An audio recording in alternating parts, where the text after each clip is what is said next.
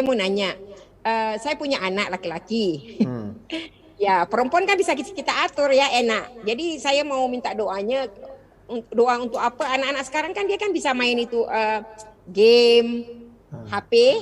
Ya. Teman-teman itu kan sekarang kan di HP itu, wah enak kali mereka main untuk anak laki-laki gitu.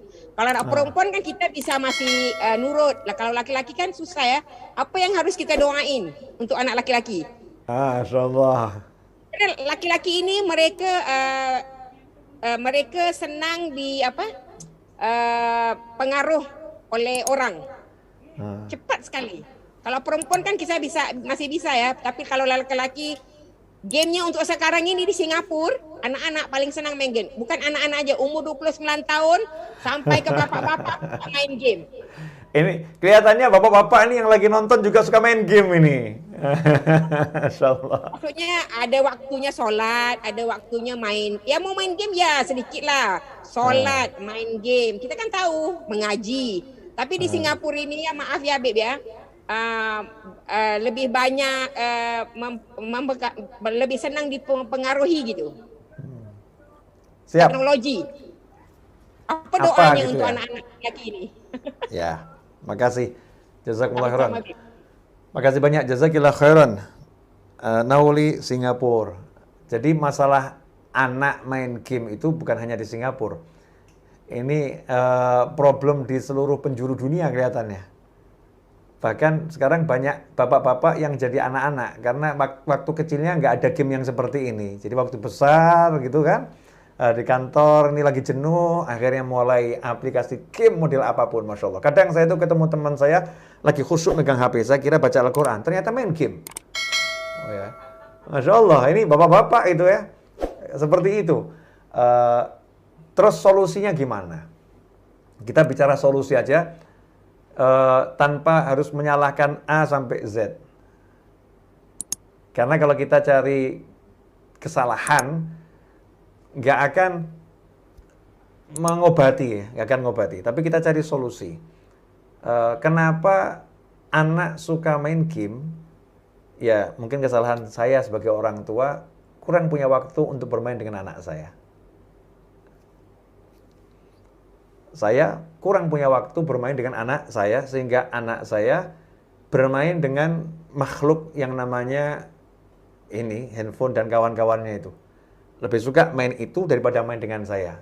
Karena saya kurang bisa main dengan anak saya. Jadi kita lebih suka cari solusi dulu. Oke deh, mulai mau saya perbaiki. Cara saya bermain dengan anak saya.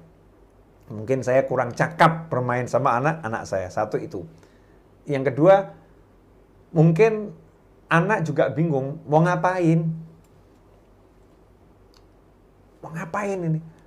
Dari pagi sampai malam mau ngapain? Dulu Al-Habib Abdullah bin Abu Bakar Al-Idrus, leluhur saya dari Al-Idrus itu, ketika ditanya, bagaimana engkau bisa jadi orang soleh seperti ini, resepnya apa? Jawaban beliau simpel. Dulu saya itu pagi-pagi mau ngajak bermain ayah saya. Ternyata ayah saya lagi sholat duha.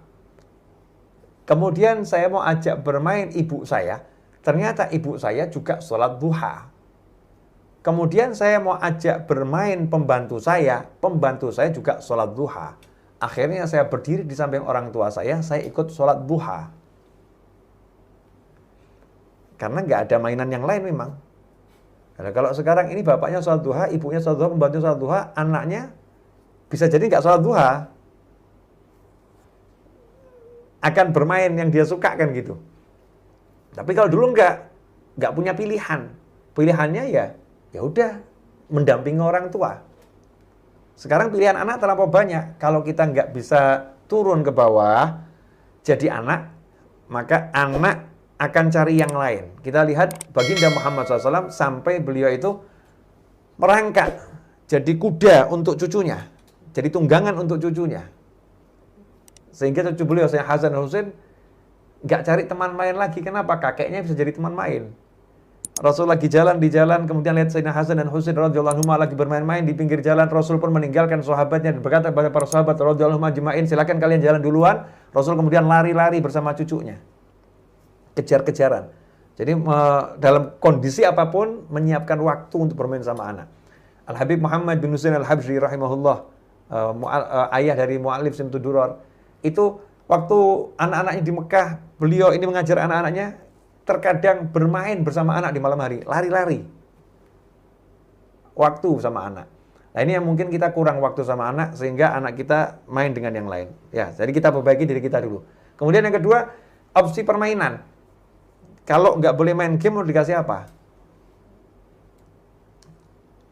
Apa yang lebih menyenangkan dari game buat anak? Ini kan harus tantangan. Setiap anak kan beda-beda ya. Setiap anak beda-beda, harus dialihkan, kasih tawaran. Karena itu nafsu. Nafsu tuh nggak bisa langsung disingkirkan begini. Nih, nggak bisa. Bagi nafsunya anak-anak masih suka luar biasa. Nafsu kasih pilihan, pilih mana, permen atau roti. Nah, nanti dia bisa mulai nyingkirin permennya, dia pergi ke rotinya. Pilih mana, game atau ini. Harus ada pilihannya. Nanti kalau udah dia bisa mulai milih yang lain, suka sama yang lain itu, wah, baru kita jadi pemenangnya. Nah, yang ketiga, dan itu yang paling penting adalah doa. Rabbi habli minas solihin. Habis sholat, Rabbana hablana min azwajina wa dzurriyyatina qurrata a'yunin waj'alna lil muttaqina imama. Doa betul sama Allah Ta'ala, yakin doanya qabul. Minta sama Allah Ta'ala. Nah, dalam doa itu jangan ada perasaan sebel jengkel sama anak. Kalau ada perasaan sebel jengkel sama anak, itu jadi doa yang buruk buat anak. Jadi harus perasaannya sayang sama anak. Jangan sampai kita marah sama hati kita ikut marah sama anak, akhirnya anak itu nggak diridhoi Allah Ta'ala. Ketika anak nggak diridhoi Allah Ta'ala, maka nasihat seperti apapun nggak akan masuk ke dalam hatinya. Ridhullah fi ridhul walidain, usukhdullah fi sukhdil walidain. Ridho Allah bergantung ridho orang tua, marah Allah bergantung marah orang tua. Jadi ketika anak itu, ya orang tuanya marah, maka Allah marah sama dia. Karena itu, kalau harus marah sama anak itu hanya sifatnya didik aja, jangan hatinya ikut. Hatinya jangan ikut, karena kalau hati ikut bahaya. Langsung langit itu mengecap anak ini anak yang tidak diridhoi Allah Ta'ala. Na'udzubillah min dzalik. Mau kita pakai ilmunya para pakar, mau kita pakai ahlinya para ahli, nggak akan ada hasilnya karena nggak ada ridhonya Allah Ta'ala. Makanya ini penting. Jangan sebel hatinya, jangan jengkel hatinya. Dan doa yang sungguh-sungguh. Setelah itu carikan solusi untuk anak kita. Baru kita jadi orang tua yang bijaksana. Jazakumullah khairan.